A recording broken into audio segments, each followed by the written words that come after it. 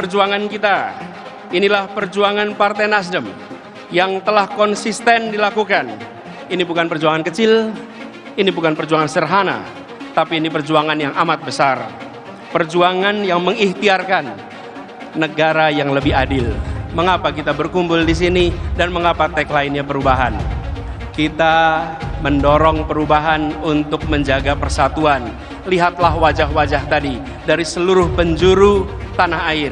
Mereka menginginkan agar di tiap tempat mereka lahir, kesempatan untuk mendapatkan kesejahteraan adalah setara. Harus doa. Begitu dahsyatnya orang setelah menjadi penguasa, ya kan? Ya. Posisi penguasa itu setelah Rasul. Allah, Rasul, penguasa. Ulil amri dalam Al-Quran. Ya.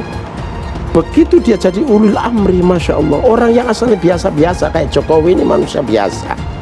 Tidak potongan jadi presiden. Biasa. Begitu jadi penguasa, begitu mulianya dia. Diagungkan sendiri, kalau difasilitasi.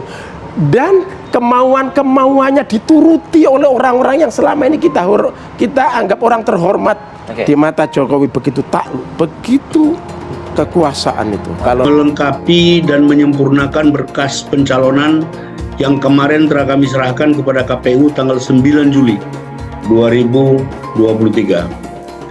Kegiatan ini penting buat kami untuk mengecek pasukan karena selain diikuti oleh struktur, ini ada 20 sekian ribu caleg, sebagian besar hadir karena misalnya petahana kami itu ada 1.863 orang hadir pada saat yang bersamaan karena mereka mengikuti bimbingan teknis di Jakarta. Jadi semuanya ini terdata, kita mau ngecek siapa bawa berapa, semua itu ada masing-masing zona, ada gelangnya, ada tandanya dan segala macam. Dari situ nanti kita akan ukur kesiapan kita.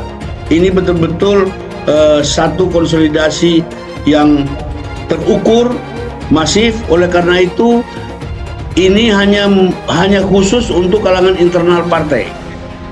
Kita hanya mengundang tamu dari mitra koalisi PKS dan PDS dengan jumlah yang PKS dan Partai Demokrat, dan ada ormas yang sudah mendeklarasikan dukungannya kepada Anies.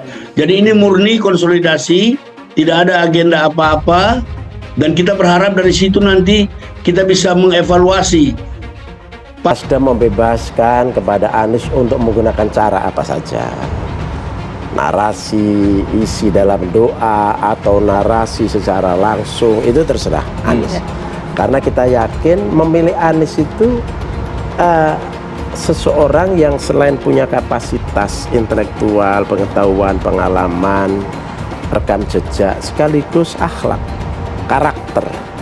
Tidak meledak-ledak, karakter yang memang landai gitu kan. Santun, sopan. Ini kan beda, ini kan agak beda, ini manusia ini agak beda ini.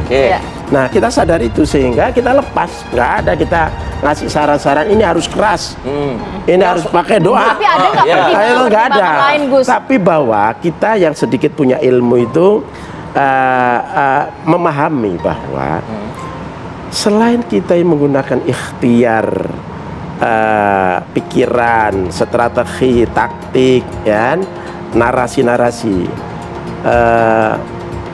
dengan talk show, debat, atau kita sosialisasi di bawah dan seterusnya. Mpok Wilma, apel siaga perubahan balikkan hasil survei yang selalu tempatkan Anies di urutan bontot. Dikutip dari warta kotalive.com Jakarta, bakal calon legislatif Bacalek DPRD DKI Jakarta dari Partai Nasdem, Gref Wilma Kurniati Pertiwi menyebut digelarnya apel siaga perubahan di Gelora Bung Karno Minggu 16 Juli 2023 menjadi jawaban atas hasil skeptis dari sejumlah lembaga survei. Kegiatan tersebut merupakan konsolidasi internal yang diikuti oleh seluruh pengurus dan kader Partai Nasdem se-Indonesia. Kegiatan ini diisi dengan dafil dari 38 provinsi Indonesia, pidato Capres Partai Nasdem Anies Baswedan, dan puncaknya ditutup dengan pidato pengarahan dari Ketua Umum Partai Nasdem Surya Paloh. Mpok Wilma, sapaan Grafilma mengungkapkan, selama ini bakal calon presiden dari Koalisi Perubahan Anies Baswedan sering ditempatkan di urutan bawah dalam sejumlah survei yang digelar. Anies Baswedan ditempatkan di bawah Ganjar Pranowo maupun Prabowo Subianto. Apel besar perubahan merupakan momentum yang sangat tepat untuk membalikkan berbagai hasil survei yang menunjukkan posisi capres yang diusung oleh Partai Nasdem tersebut selalu berada di nomor bontot, ungkap Mpok Wilma kepada Warta Kota Senin 17 Juli 2023. Mpok Wilma yang hadir dengan 300 relawannya menyebut bahwa gelaran tersebut menjadi bukti betapa solidnya pengurus dan kader Nasdem untuk memberikan dukungan kepada Anies. Biarkan fakta di lapangan yang berbicara bagaimana penuhnya stadion utama GBK, baik di dalam maupun di luar stadion, ungkapnya. Rakyat serasa bersatu menjemput kemenangan untuk keadilan, sebagaimana tema utama dari orasi politik Capres Anies Baswedan. Bahwa ratusan ribu massa dari Sabang sampai Merauke dengan ikhlas berkumpul untuk menyatakan sudah saatnya ada perubahan dan perbaikan demi Indonesia. Imbu pengajar Universitas Indonesia itu.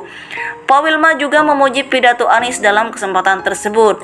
Menurutnya, pidato Anies memperlihatkan makna metafora yang merujuk pada nilai restorasi dan persatuan bangsa. Pemilihan kata yang selalu tepat dalam membakar semangat ratusan ribu pendukungnya yang hadir, mengingatkan kembali akan konsistensi perjuangan yang harus terus dilakukan untuk menegakkan pilar demokrasi dan meluruskan arah bangsa. Ujarnya, Mpok Wilma pun mengajak anak muda ikut memenangkan Anies Baswedan dalam Pilpres 2024 mendatang. Dia melihat Anies merupakan tokoh unggul dan memiliki kapabilitas untuk mendorong perubahan serta perbaikan bagi Indonesia. Komitmen politik yang selalu memegang teguh kepentingan bangsa membuat Nasdem beserta Demokrat dan PKS semakin yakin mengusung Anies sebagai capres dari Koalisi Perubahan.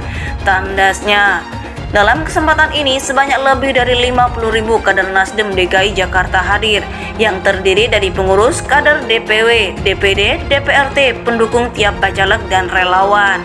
Ketua DPW Partai Nasdem DKI Jakarta Nur Cahyo Anggoro Jatim menyatakan bahwa kegiatan apel siaga perubahan ini menjadi momen penting dalam upaya pemenangan Partai Nasdem DKI Jakarta di pemilu 2024. Tentu kegiatan yang sangat meriah ini bagi kami menjadi ajang menyatukan semangat, cita-cita dan pemikiran seluruh kader se-Indonesia, utamanya di DKI Jakarta, ujar pria yang akrab disapa Yoyo tersebut.